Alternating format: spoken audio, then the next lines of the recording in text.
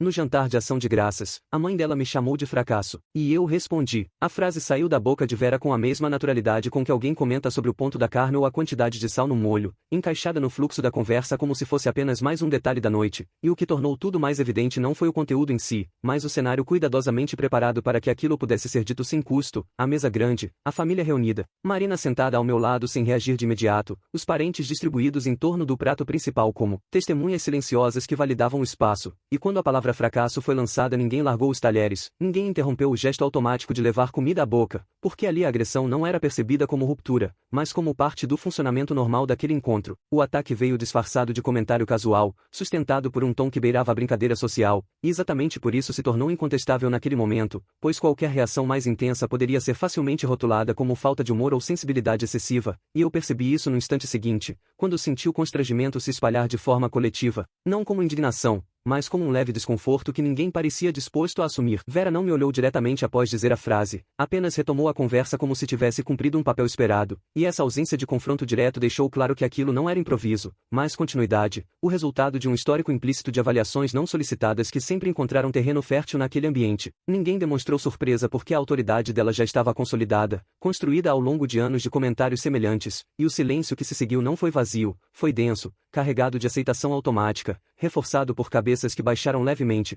como quem confirma uma hierarquia sem precisar verbalizar. Eu permaneci imóvel por alguns segundos, sentindo o comentário pairar no ar como algo que ainda não tinha sido encerrado, e nesse intervalo ficou claro que a expectativa geral era de que eu absorvesse aquilo em silêncio, porque a leitura que faziam de mim era a de alguém educado demais para reagir, alguém que confundiria submissão com civilidade, e essa assimetria emocional foi o que sustentou a pausa antes da minha resposta. Quando falei, não houve elevação de tom nem tentativa de humilhar de volta, apenas uma afirmação direta de limite, e foi justamente essa simplicidade que alterou o clima de forma imediata, porque rompeu um contrato implícito que todos ali pareciam conhecer menos eu, a regra não verbal de tolerância absoluta às falas de Vera. A dinâmica da mesa mudou no mesmo instante, e o foco deixou de ser o comentário inicial para se deslocar para mim, como se a resposta fosse o verdadeiro problema a ser administrado. O silêncio súbito que se instalou não carregava apoio, mas avaliação, e eu percebi, nos olhares que buscavam restabelecer a ordem, uma tentativa clara de enquadrar minha reação como exagero, enquanto a posição de Vera era protegida por uma rede invisível de convenções familiares. Alguém tentou mudar de assunto com uma risada nervosa, outro comentou sobre a sobremesa,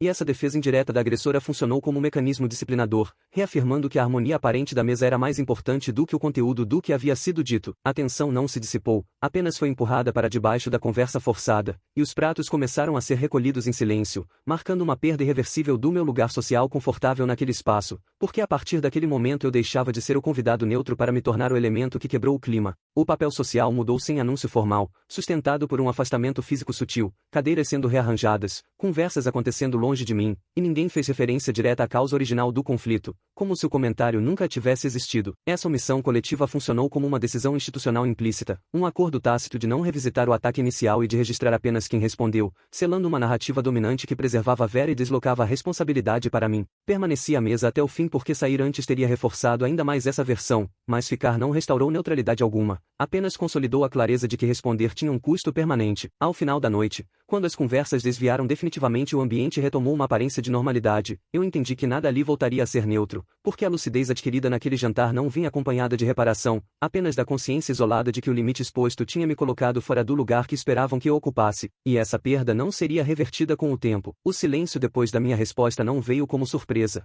mas como confirmação, porque ele não era vazio, era organizado, cada segundo esticado para me recolocar no lugar que eu tinha acabado de abandonar, e enquanto os pratos continuavam a circular e alguém comentava sobre a sobremesa como se nada tivesse acontecido, eu percebia que a agressão já estava sendo rearranjada em tempo real, diluída em explicações suaves, em olhares que pediam compreensão, em sorrisos que tentavam me convencer de que eu tinha entendido errado, de que aquilo não tinha sido um ataque, apenas um comentário mal colocado, uma brincadeira que eu levei a sério demais, e bastava observar a naturalidade com que retomavam a conversa para entender que o problema agora não era o que foi dito, mas o fato de eu ter respondido, porque responder quebra o fluxo, interrompe a encenação coletiva, obriga a todos a reconhecerem algo que preferem fingir que não existe, e eu senti isso quando ninguém voltou ao assunto, quando nenhuma pergunta foi feita, quando minha presença passou a ser percebida como um ruído incômodo, não pela frase inicial, mas pela reação que expôs a lógica inteira da mesa. E então começaram os pequenos gestos corretivos, a pausa longa antes de alguém falar comigo, o comentário dirigido a outra pessoa mesmo estando eu mais perto, o convite indireto para que eu aliviasse o clima, como se fosse minha responsabilidade consertar algo que eu não tinha quebrado, e quanto mais o tempo passava, mais claro ficava que a agressão precisava ser esquecida para que a ordem fosse restaurada, e esquecer significava aceitar que eu exagerei, que fui sensível demais, que não entendi o tom, e essa inversão silenciosa foi se consolidando sem debate, sem confronto, apenas pelo consenso tácito de que seguir adiante era mais confortável do que admitir o que tinha acontecido, e nesse processo eu comecei a perceber algo que antes parecia abstrato, que meu lugar ali sempre foi condicional, dependente da minha capacidade de engolir comentários, de rir quando esperavam riso, de permanecer educado quando confundiam educação com submissão, e responder rompeu esse contrato invisível, transformou minha lucidez em inconveniente, e mesmo quando alguém tentou suavizar dizendo que era melhor não levar para o lado pessoal, o recado estava dado, não se tratava de resolver, mas de normalizar, de empurrar o desconforto para debaixo da mesa junto com os restos do jantar, e quando finalmente nos levantamos, quando as despedidas foram feitas com uma cordialidade mecânica, eu já sabia que nada ali se encerrava naquela noite, porque a punição não seria explícita, seria progressiva, convites que talvez não viessem, mensagens que deixariam de existir, uma distância construída com a mesma naturalidade com que serviram o café, e aceitar isso não significava arrependimento, significava apenas reconhecer o custo real de ter dito o que disse, de não ter recuado, de não ter pedido desculpas por algo que não causei, e enquanto caminhava para fora daquele espaço, com a sensação incômoda de que algo tinha mudado de forma definitiva, ficou claro que não havia fechamento possível, apenas continuidade sob novas regras, mais frias, mais honestas, onde a ferida não seria tratada, apenas ignorada, e eu teria que conviver com a clareza de que responder não conserta estruturas, apenas revela o preço de não se submeter a elas. Nos dias seguintes, o efeito da noite não se manifestou em confrontos nem em mensagens longas, mas em ausências cuidadosamente distribuídas, porque o silêncio coletivo raramente é imediato, ele precisa ser organizado para parecer natural, e foi assim que comecei a perceber que minha resposta tinha produzido uma leitura nova sobre mim, não como alguém que se defendeu, mas como alguém que criou um problema desnecessário, e essa leitura começou a circular sem que eu estivesse presente, reforçada, por pequenas omissões, convites que não chegaram, comentários feitos depois que eu saía do ambiente, mudanças sutis no tom quando meu nome era mencionado, e nada disso precisava ser confirmado, porque o corpo reconhece quando o espaço já não o aceita da mesma forma, e cada tentativa de agir normalmente encontrava uma resistência invisível, como se houvesse um acordo silencioso de que eu precisava reaprender a me comportar, não pela agressão inicial, mas pela quebra da expectativa de tolerância. E isso ficou claro quando percebi que qualquer desconforto posterior era automaticamente atribuído a mim, mesmo quando eu permanecia calado, porque a narrativa já estava construída, eu era o elemento instável, o ponto de tensão, aquele que não sabe levar as coisas com leveza, e essa rotulação não precisava ser dita em voz alta, bastava a forma como as conversas se reorganizavam quando eu chegava, os temas que eram evitados, a cautela excessiva que fingia respeito, mas funcionava como contenção,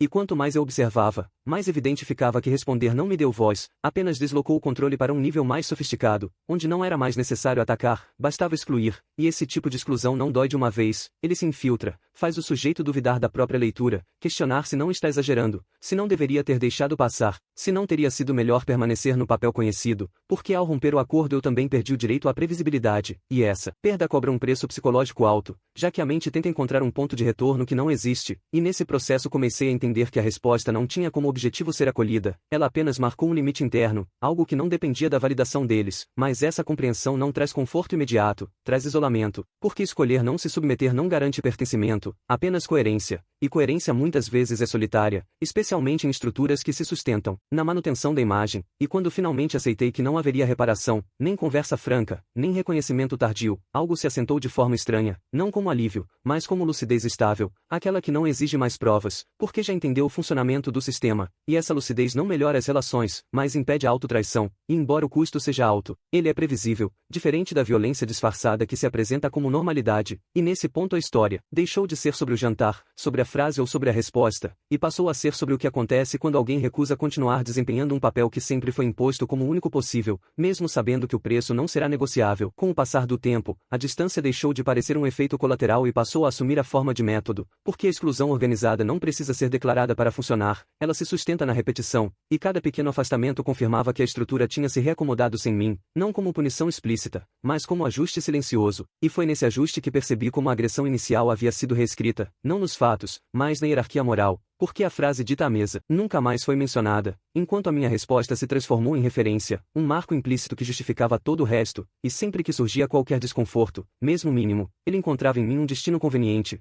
Como se eu tivesse inaugurado uma estabilidade permanente, e essa lógica não precisava ser defendida, ela já estava aceita, circulando em olhares, em pausas, em conselhos indiretos para que eu fosse mais flexível, mais compreensivo, mais maduro, termos que não buscavam entendimento, mais recondução ao lugar anterior, e quanto mais eu ouvia essas tentativas de correção, mais claro ficava que o sistema não queria diálogo, queria restauração, não da justiça, mas da aparência, e nessa restauração não havia espaço para quem expôs o limite, apenas para quem aprendesse a recolhê-lo, e foi então que comecei a reconhecer o mecanismo pelo qual certas famílias preservam sua imagem, não enfrentando o conflito, mas deslocando o foco para quem se recusou a absorvê-lo, transformando reação em desvio, defesa em falha de caráter, e essa inversão é eficiente porque se apoia no medo coletivo de quebrar a harmonia, um medo que faz com que pessoas razoáveis escolham o silêncio como estratégia de sobrevivência social, mesmo quando percebem a injustiça, e eu entendi que, ao responder, deixei de ser previsível, e a imprevisibilidade é intolerável em ambientes que funcionam por papéis fixos, porque ela ameaça a estabilidade de quem sempre falou sem ser contestado, e essa ameaça não precisa ser neutralizada com confronto, basta o isolamento progressivo, a retirada de convites, a redução do contato, a cordialidade vazia que mantém a forma enquanto esvazia o vínculo, e nesse ponto a perda já não era apenas social, era simbólica,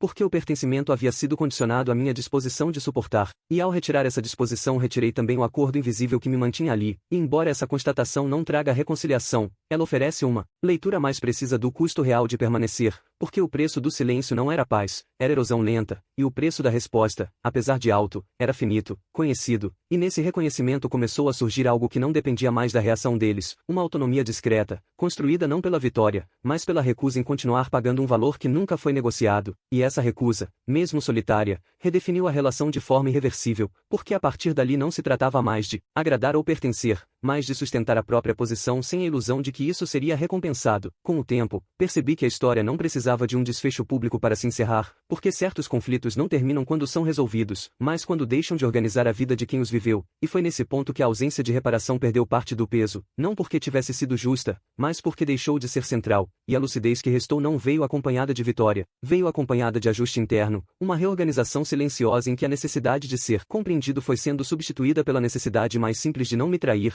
e isso alterou a forma como eu ocupava os espaços, porque já não havia expectativa de acolhimento onde antes havia tolerância condicional, e sem essa expectativa a tensão diminuiu, não fora, mas dentro, e entendi que a resposta dada naquela noite não tinha como objetivo mudar ninguém à mesa, ela apenas marcou o ponto exato em que eu deixei de colaborar com a própria desqualificação, e esse gesto, embora pequeno, produziu uma linha divisória clara entre quem eu precisava ser para caber e quem eu podia ser ao custo de não caber mais, e essa distinção, uma vez feita, não se desfaz, porque não depende de memória alheia, depende de coerência, e mesmo quando surgiam tentativas tardias de cordialidade, convites neutros, conversas superficiais que fingiam normalidade, eu reconhecia ali não uma ponte, mas um contorno, uma forma de manter a estrutura intacta sem revisitar o ponto de ruptura, e isso já não me confundia, porque a função dessas aproximações não era reparar, era estabilizar, e estabilidade sem revisão é apenas repetição elegante, e ao recusar essa repetição aceitei também a perda definitiva da versão confortável de mim mesmo que existia naquele sistema, a versão que sorria, engolia, desviava, e essa perda, embora solitária, trouxe uma consequência inesperada, silêncio sem compressão, um silêncio que não exigia vigilância constante, porque não escondia nada, e nesse silêncio havia algo que não existia antes, uma posição sustentável, não heroica, não exemplar, apenas possível, e foi assim que a história se fechou, não com reconciliação nem com ruptura dramática, mas com a compreensão clara de que responder teve um custo alto, porém delimitado, enquanto o silêncio anterior não tinha teto, e essa diferença, uma vez vista, não permite retorno, porque depois que se reconhece o preço real de calar, toda tentativa de voltar a fazê-lo soa como perda consciente, e essa consciência, mesmo quando dói, encerra o ciclo, não porque tudo foi resolvido, mas porque deixou de ser negociável.